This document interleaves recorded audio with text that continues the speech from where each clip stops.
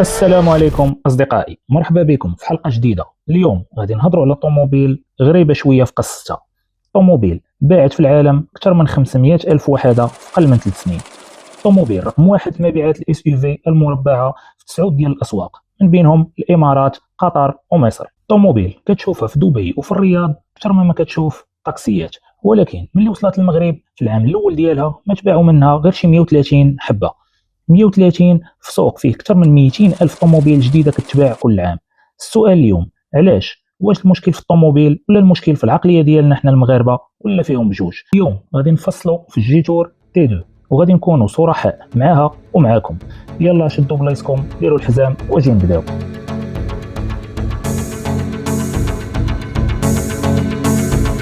قبل ما نهضروا على الطوموبيل خاصنا نعرفوا شكون هي الجيتور. الجيتور ماركة صينية تأسست في عام 2018، يعني عندها غير 7 سنين.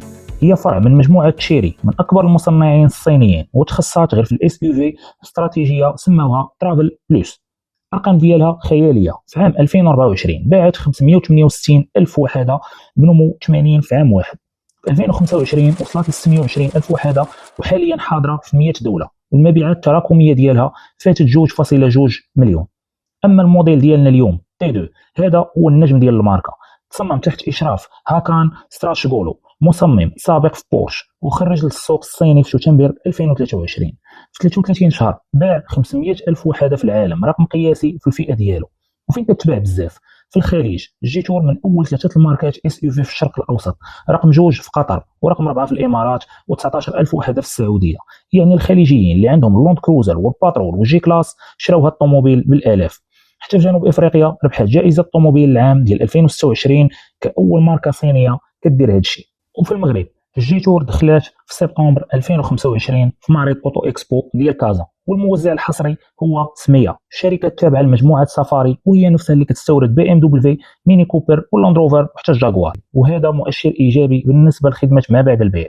الشوروم الرئيسي حاليا كاين في كازا في شارع بحماد، فيه البيع وخدمه ما بعد البيع وقطع الغيار والضمان. حتى الجيتور ضربات ضربه قويه ديال 7 سنين ولا 200 الف كيلومتر على الطوموبيل، و10 سنين ولا مليون كيلومتر على المحرك. مليون كيلومتر اصدقائي، هذه رساله واضحه للمغربي اللي خايف من الطوموبيلات الصينيه.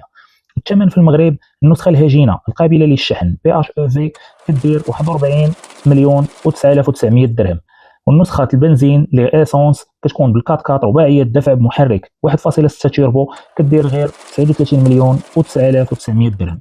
حفظوا هاد الاثمنه مزيان حيت غادي نرجعوا ليهم في الاخر ديال الفيديو. دابا اجي نشوفوا الطوموبيل من الاول. المظهر الامامي التصميم كيغوت، كيقول لك انا طوموبيل ديال الصحراء، انا الاوفرود، انا الوحش. الواجهه الاماميه عموديه تماما، الكالوندر عريض، الاضواء ليد بعدسات مزدوجه مربعه، الكابو افقي ومسطح. كلشي فيها كيقول انا هي الديفندر. وهنا خاصنا نكونوا صراحه، الجيتور ما خباتش، هي بغات تعطيك الاحساس ديال لاند روفر ديفندر بالربع ديال الثمن. واش نجحت في هذا الشيء؟ من بعيد الطوموبيل عندها حضور كبير مربع وكتجبد العين، من قريب كتحس باللي شي تفاصيل بقات مقلده ماشي اصليه. والديفندر عنده هويه تاريخيه من عام 1948، وهذه الهويه راه ما كتشراش، راها كتورث. من الجنب الخطوط كلها مستقيميه، السقف مسطح، والجناحات بارزين بحمايه بلاستيكيه. الابعاد بالضبط، طول ديال السياره 4 متر و78 سنتيم، العرض ديالها 2 متر مع المرايات، وتقريبا غير متر و90 بلا مرايات. العلو ديالها كيوصل لمتر و88 تقريبا.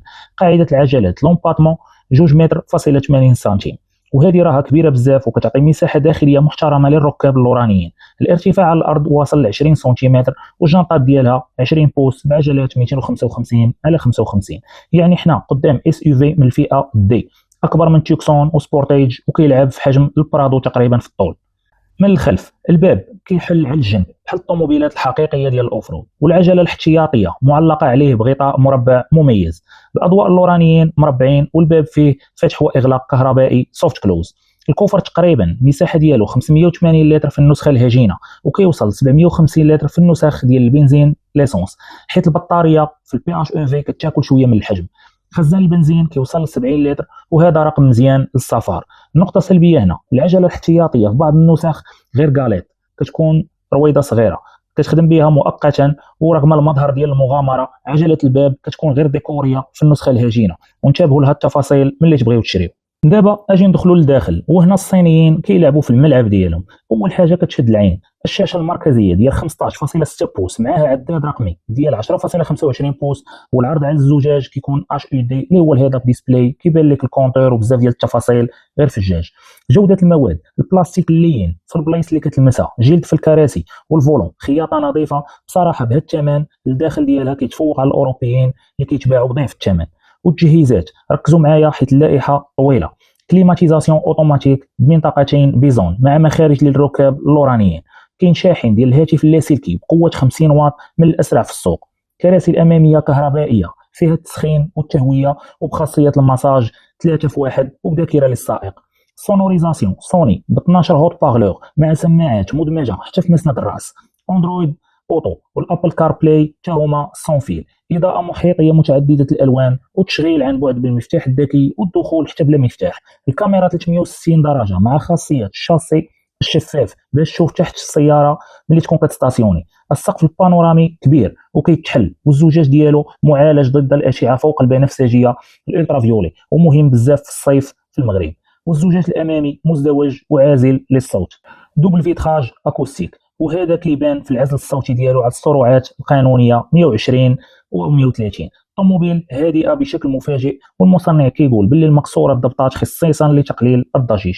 ندوزو لانظمه السلامه لي زاداس، وهنايا عندنا اللائحه كبيره فيها 6 ديال لي زيرباك اماميين جانبيين وديال الستائر.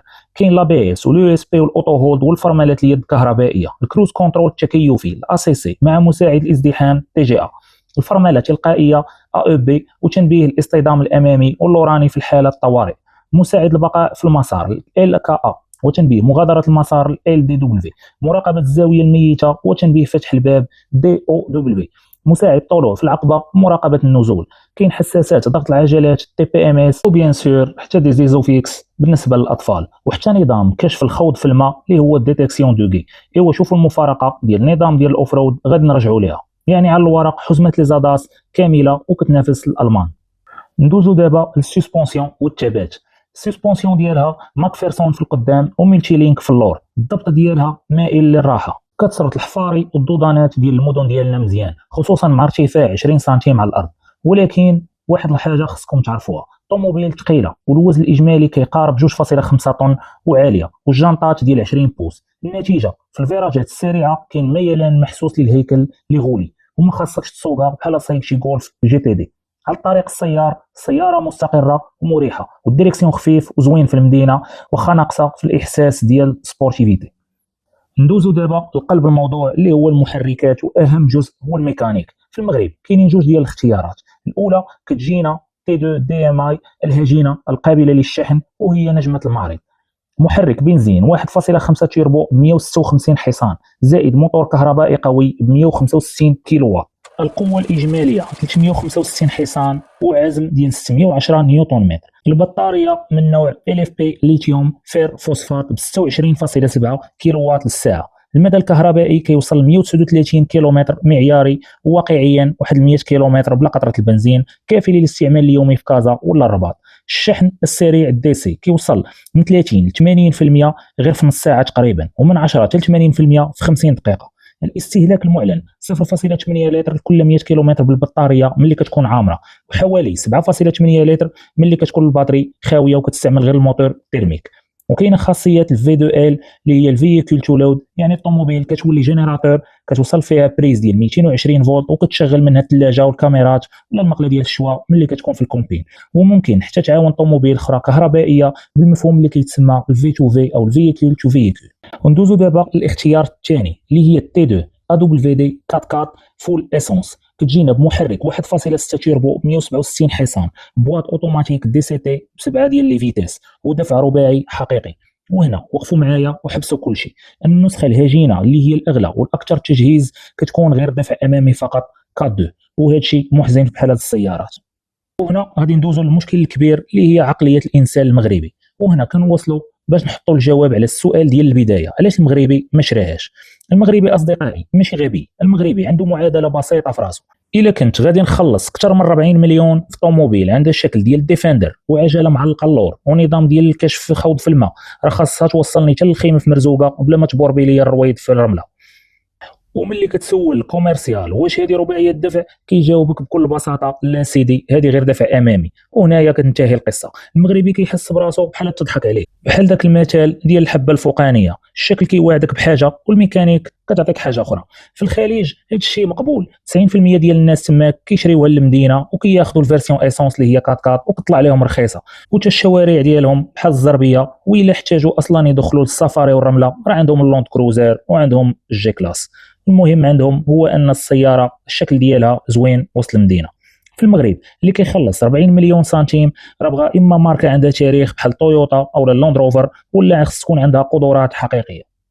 وزيدوا على هذا المشكل حتى مشكل ديال التوقيت باش تدخل المغرب. الجيتور جات كتقلد ديفندر ولكن ما وصلش للمستوى ديال المتانه والسمعه ديال لاند كروزر وديال تويوتا، السمعه اللي تبنات ب 50 عام في الصحراء المغربيه. ومن بعدها بشهور دخلت المغرب ماركه صينيه اخرى سميتها الروكس بموديل ادامز، نفس الفلسفه ديال الشكل المربع الفخم ولكن ب 476 حصان، دفع رباعي حقيقي بجوج موتورات، سسبونسيون هوائيه ديال 6 حتى 7 البلايص، ومدى كهربائي كيوصل ل 235 كيلومتر كهربائي. الثمن ديالها ديال شي 80 مليون سنتيم، ضعف الثمن ديال الجيتور، ولكن الرساله وصلت للسوق. هكذا كيتصاوبوا الطوموبيلات المربعين الصينيين ملي كيكون صادق مع راسو. يعني الجيتور تي 2 لقات راسها محاصره من الفوق بالروكس والديفندر والبرادو، ومن التحت كتبان اس يو في عائليه بنصف الثمن اللي كتقضي نفس الغرض ديال السيارات عاديين بحال التيكسون او كيا سبورتيج. اجي نديروا واحد المقارنه خفيفه مع المنافسين ديالها بسرعه ونشوفوا فين تي 2 احسن منهم بالفعل. الا قارناها ضد الكا جي ام اوريس اش او في اللي كتلعب ما بين 32 حتى 37 مليون، تي 2 احسن منها في كل شيء تقريبا. القوه ديال 375 حصان ضد اقل منها غير 200 بالنسبه للكا جي ام، والتجهيزات ديال تي 2 حجم الشاشه زائد الجوده الداخليه والمدى الكهربائي، هنايا جيتور كتربح بالضربه القاضيه. وإلا قارناها مع البايك البي جي 40 وما شابهها، البايك رباعيه الدفع حقيقيه بشاسي مزيان، ولكن الداخل ديالها والراحه والاستهلاك ناقصين بزاف مقارنه مع التي 2. دونك الا كان الاستعمال ديالك 90% غير طريقه عاديه، راه التي 2 اذكى منها بكثير. اجي دابا نقارنوها مع تويوتا لاند كروزر برادو. واخا البرادو فيتها 90 مليون سنتيم، يعني بثمن طوموبيل وحده تقدر تشري جوج ديال التي 2 ويبقاو لك الفلوس باش دير المازوت لمده عامين. تي 2 كتعطيك 80% ديال الحضور باقل من نصف، ولكن البرادو كتعطيك الشيء اللي مهم اللي هو اليقين في الطرقات الوعره والصحاري والجبال. اجي دابا نقارنوها مع اللاند روفر ديفندر. واخا هاد السياره فيتها 100 مليون ومقارنه غير عادله ماديا، ولكن هي عادله شكليا. تي 2 كتقدم التجربه البصريه والتكنولوجيا بالثلث ديال الثمن تقريبا.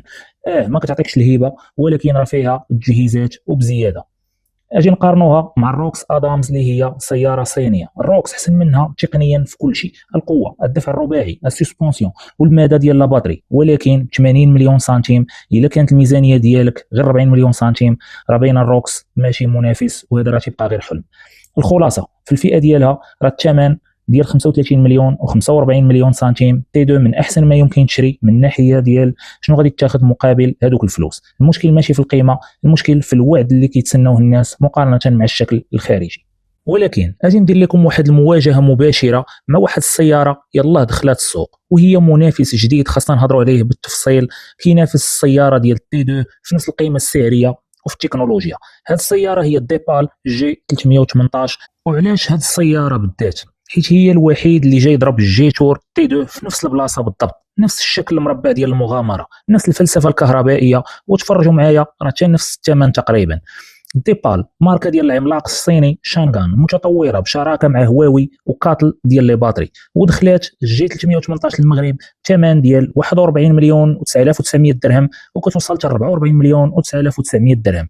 عاودوا معايا، النسخه الاساسيه راه بنفس الثمن ديال تي 2 الاي دي ام حرفيا درهم بدرهم، يعني هنا ما بقاش عندك عذر ديال الثمن. اجي نشوفوا شنو كيعطي كل واحد فيهم. نقط القوه ديال ديبال جي 318 فيها دفع رباعي حقيقي بجوج ماطر كهربائيين، واحد كاين لقدام وواحد كاين للور. يعني هاد جي 318 جاي يضرب الجيتور بالضبط في الجرح ديالها اللي هو دفع امامي ديال كات 2. القوه ديال جي 318 430 حصان و575 نيوتن متر، اكثر من تي 2 اللي عندها غير 375 حصان. سسبونسيون هوائيه مع ارتفاع قابل للتعديل من 21 24 سنتيمتر، والتي 2 ثابته غير في 20 سنتيمتر. جي 318 فيها تقنيه ريف. المحرك بالبنزين ما كيصيفطش القوه للعجلات، غير كيشحن البطاريه، يعني كتسوق ديما باحساس كهربائي ناعم وعادل، بمدى كهربائي كيوصل ل 138 كيلومتر ومدى اجمالي كيوصل ل 848 كيلومتر. الحجم ديال هاد الجي 318 هو 5 متر ضد 4.78، وكوفر وحش وخيالي كيوصل ل 818 لتر، وكيوصل لفوق 1700 لتر بالكراسي ملي كيكونوا مطويين. الكومبينغ والسفر ما كاينش احسن من هاد السياره. الباتري كبر ب 35 كيلووات الساعه ضد 26.7 عند الجيتور. ندوزو دابا لنقط القوه ديال الجيتور تي 2. الضمان ديالها، وهذا السلاح فتاك كيوصل 7 سنين و200 الف كيلومتر على الطوموبيل، و10 سنين ولا مليون كيلومتر على المحرك. الديبال جات ناقصه شويه في المستوى ديال الالتزام مع المغاربه في الضمان. والموزع سميه وتجربه عقود مع بي ام دبليو وروند روفر، عنده شبكه وخدمه ما بعد البيع اكثر نضجا من ماركه يلاه كتلونسا دابا جديد. عندها سمعه عالميه ديال الموديل تي 2 اللي واصل ل 500 الف زبون في العالم جربوه قبل منك. جي 318 مازال موديل شاب بارقام صغار بكثير. الاستهلاك في الطريق السيار، البي اش او في ديال الجيتور كتقدر تصيفط قوه المحرك مباشره للعجلات في السرعات العاليه، الحاجه اللي كتكون انجع شويه من الريف اللي كيحاول البنزين. الكهرباء عاد كيعطيك الحركه وكيشرب بزاف في لوطوروت ملي كتكون البطاريه خاويه. حاجه اخرى مزيانه في الجيتور هي الرفاهيه الداخليه، كراسي بالمساج، سسبونسيون وسونوريزاسيون سوني ب 12 غوت بارلور مع سماعات في مسند الراس، زيد عليه الهيد اب ديسبلاي. الجي 318 الداخل ديالها مينيماليست وزوين ولكن اقل دلل. الوزن والحجم في المدينه اصغر واخف، يعني اسهل في ستاسيونمون وفي الزناقي الضيقه. الجي 318 وحش كبير فيه 5 متر وفيه 2.5 طن. ايوا دابا شكون اللي بان لكم احسن؟ الجواب بصراحه كيرجع للسؤال اللي بدينا به الفيديو. الا كنتي من الناس اللي قالوا طوموبيل بشكل اوف رود خاصها دير الاوف رود، ديبال جي 318 هي اللي رابحه وبلا نقاش. بنفس الثمن كتعطيك الدفع الرباعي، السسبونسيون الهوائيه والقوه الزايده بحال هذا الموديل اللي كان خاص الجيتور تدخل لنا للمغرب. ولكن الا كنتي عاقل وكتعرف باللي 95% ديال حياتك غادي تدوزو غير في المدينه ولوطوروت، راه جيتور تي 2 هي الاختيار الاذكى. ضمان ما كاينش بحاله في السوق، موزع مضمون، استهلاك احسن في السفر، والداخل اكثر فخامه. يعني بالمختصر جي 318 ربحات المعركه ديال الورق والعضلات، والجيتور ربحات المعركه ديال راحه البال، وانتم تختاروا اش من معركه كتهمكم. ودابا ندوزو لفقره الصراحه، العيوب ديال كل نسخه. تي 2 دي ماي بي اش او في فيها دفع امامي 4x2، اللي هو العيب الام ديال الطوموبيل بهذا الشكل وبهذا الثمن بلا دفع رباعي، قرار تسويقي غريب في السوق بحال المغرب. الوزن فوق 2 طن وكيبان في الفرامل وفي الفيراجات وفي الاستهلاك ملي كتخوى البطاريه. الاستهلاك على الطريق السيار بالبطاريه خاويه كيطلع بزاف الا ما عندكش فين تشحن بانتظام. غادي تعيش بمحرك 1.5 لتر كيجر 2 طن ونص. الكوفر ناقص بسبب البطاريه والعجله الاحتياطيه اللي قالت مؤقته. شبكه الشحن السريع في المغرب مازال محدوده برا المحور ديال كازا والرباط وطنجه. التحكم في لي زوبسيون كاين كامل على الشاشه، حتى الكليماتيزاسيون حتى هي الكترونيك، وهذا الشيء كيشتت الانتباه ملي كتكون في السياقه. العيوب ديال تي 2 فيرسيون 4x4 اسونس فيها 197 حصان، طوموبيل بهذا الوزن مقبوله ولكن ماشي سبورتيف وحماسيه. البواطه فيتيس ديالها دي سي تي ب7 السرعات، كتردد شويه في السرعات البطيئه والزحام. الاستهلاك ديالها كيلعب ما بين 8 حتى ل 10 لتر في كل 100 كيلومتر، وهذا رقم كبير حتى ملي كتكون عندك سياره ديال ديزل مازوت. عاد الا قلنا لك باللي ان هذه السياره راها اسونس، هذا الشيء بوحدو كيقصي شريحه كبيره من المغاربه انهم يتعاطاو لهذه السياره. وإلا جمعنا لي فينيسيون بجوج عندهم عيوب مشتركه. الماركه جديده في المغرب، دونك قيمه اعاده البيع ديالها مازال مجهوله تماما، وهذا اكبر خطر مالي على المشتري. شبكه التوزيع مازال صغيره، شوروم رئيسي واحد في كازا، والانتشار الوطني مازال في طور البناء. عيب اخر يقدر يهمك اللي كنتي من الناس اللي كتهمهم المكانه الاجتماعيه، غادي تعيا وانت كتشرح للناس لا راه هذه ماشي ديفندر، هذه راها جيتور وصينيه وماركه ديال تشيري وغير كتشبه الجيب. ايوا بقيتي تجستيفي تما. ايوا دابا اجي نلخصو لك. جيتور تي 2 طوموبيل مزيانه، هذه حقيقه خاصنا نعترفوا بها كاملين. تجهيزات ديال طوموبيلات ب 70 مليون، وضمان تاريخي ديال مليون كيلومتر على المحرك، والموزع محترم وجايب لك ميكانيك هجينه بي اش او في اقتصاديه الاستعمال اليومي. ولكن هي طوموبيل عندها ازمه هويه، لبسات بدله ديال العسكري وهي غير موظفه اداريه، والمغربي بالفطره ديالو كيشم هذا التناقض من بعيد. في الخليج نجحات حيت تماك الشكل هو المنتوج، في المغرب تعثرات حيت هنا الوعد خاصو يتحقق والدرهم راه محسوب. نصيحتي ليك الا كنتي كتقلب على طوموبيل عائليه مجهزه للمدينه وطريق السيار وعندك فين تشحن وما كيهمكش شنو غادي يقولوا عليك الجيران، تي 2 دي ام اي صفقه ممتازه وما تخافش من الضمان. الا كنتي فعلا كتخرج البيست والرمال، خذ نسخه الايسونس 4 رباعيه الدفع ولا زيد في الميزانيه وسير قلب على شي حاجه اخرى. وإلا كنتي كتقلب على الهبه والتاريخ راه عارف الجواب قبل ما نقولوا لك وما غاديش يكون رخيص. هذا كان رايي وبغيت نسمع رايكم في لي كومونتير. واش المغربي ظلم الجيتور تي 2 ولا الجيتور هي اللي ظلمات راسها بهذا الفينيسيون 4 2؟ عطيونا لايك وابوني وفعلوا الجرس وبالسلامه في الطريق. السلام عليكم.